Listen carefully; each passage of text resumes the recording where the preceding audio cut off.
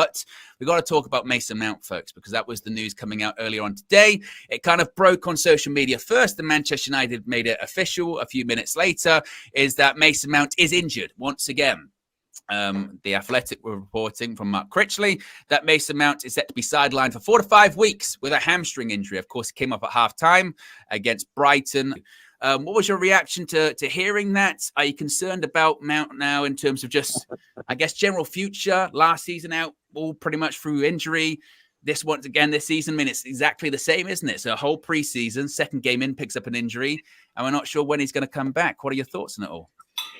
Thoughts are here we go again. Last year we had it with all the, it seemed as every defender at some stage was out. We're now looking at, Mason Mount has been given an opportunity to, and he's been given an excellent opportunity. He started 2 games, and to be fair, last week he played okay. I thought he was unlucky to get pulled.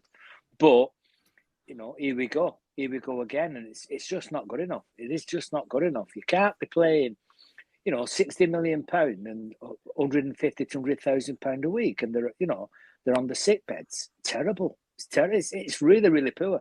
I just don't know what it is. I know it's a hamstring injury or whatever.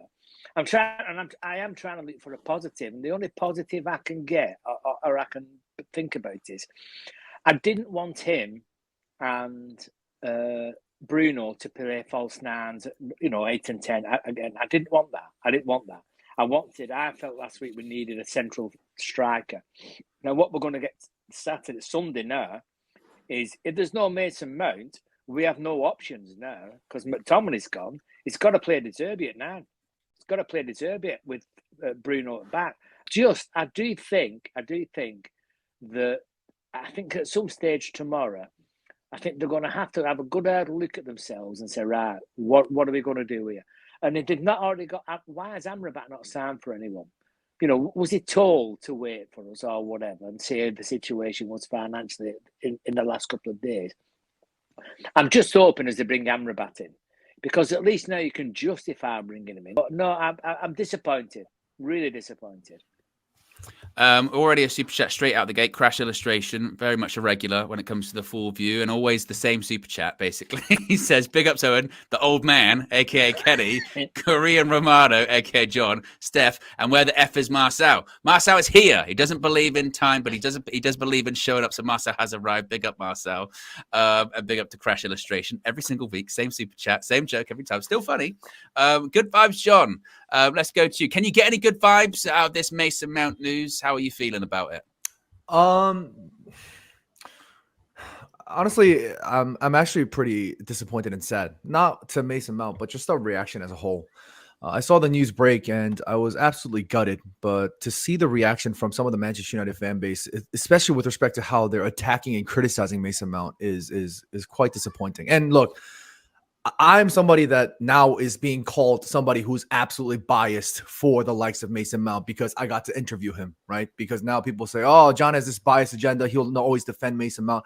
People need to remember, I've been doing fucking content creating for the past 11 years. My loyalties with respect to Manchester United, my love and my support for the club comes first ahead of anything and anyone else. And I want people to remember that. But Mason Mount is one of our own. He's only been here for 1 full season, and now he's trying to, play second season. And unfortunately, he's picked up another injury. It breaks my heart for Mace and for all of us. I get it. But to dump that frustration towards Mace, dump that frustration towards a player who has been nothing but a professional. I understand if Mace was out and he was caught on Instagram clubbing every night and showing up to training with a beer belly like mine, then I get it.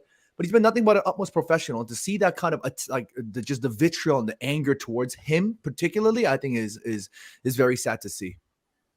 I mean, I will play devil's advocate here because I agree with you in terms of the people take it too far, don't they? That's social media, unfortunately, nowadays. But can you understand perhaps the frustration? I mean, I myself remember saying last season, you know what, I'm willing to give someone that you've just signed a season's grace when it comes to injuries, what haven't, because that can happen. But are you not concerned now that there is a pattern forming? I said last season I thought he was one big injury away from being a flop. And this is a relatively big injury. It's the same pattern as last season. Is there not a concern, or do you not think there would be discussions within Manchester United going, actually, I tell you what, this guy might be physically breaking down at this point? Overly biased against him. But I just, we signed him for 55 million. He barely played. What did he barely? He had an unknown injury at the start when we just signed him. I'm looking this up right now. So he missed games missed last season. 21-6. So for the calf injury, it was 21 games he missed. With an unknown injury, it was 6 games that he missed. I don't know if that incorporates games outside the Premier League, but that's a hell of a lot of matches to miss in your first season when he was had 1 year left on his contract and we paid 55 million. It was a waste of money, essentially. I hoped for big things this season. I think us as a fan base as a whole, we never really quite knew where Mason Mount was going to fit into the team. We didn't quite get the signing. I'm generalizing for the fan base. That there's some people who might really have wanted him and knew where to put him, or wanted him in a certain position. But I just feel like the fact that he's not reliable, the fact that he's not available, does not help him. Because when he is available, we're still left wondering, well, you've been out for X amount of games. We can't really throw you on. We can't really start you. So you're either going to be subbed on or subbed off. And if that's the case, then our whole front setup would change. As in, it would normally be like false nines, like Bruno and Mount. So it's almost as if we are accommodating not only his injuries, but we're accommodating him as a football player. By the way, it's quite tinny as well. By the way, your mic is a lot of sounds. I thought it was very Dalek-y. Directly as well, Owen. It's an unfortunate situation because I know a lot of the fans are going to look at it and say, "Oh, we spent that money; it's a waste of money." But if he was available and fit for that whole season, maybe we wouldn't have looked at it as a waste of money. It's just that he gets these accumulation of injuries. There's a degree of responsibility that's meant to be on him in terms of looking after yourself when you get injuries or trying to get back and being in good condition. Because again, it's a hamstring now, I think it is, yeah? And he's going to be out for a little while. So all to do with the legs, so he's got another injury there anyway. And it's going to be another long period out. What I'm finding difficult to be able to comprehend right now is that the shape of the team, the 4-2-4 shape, I think it's very important that the way that Mason Mount plays the 10 role, because we kind of have Bruno in the false 9 playing more the 9, and then we have Mason Mount next to him but playing more the 10. The way Mason Mount plays it is really important to the shape. I think he just has a better kind of understanding with whoever the other number 9 in converted commas is going to be. The way that he presses around them or complements their movements is really important for the team and the structure and that front four, the way the front four behave. So now that he's gone out of that picture and you put Bruno in there, it becomes more of what looks like to me a 4-2-3-1 shape, Owen, and everyone else, Kenny, John, Stephanie.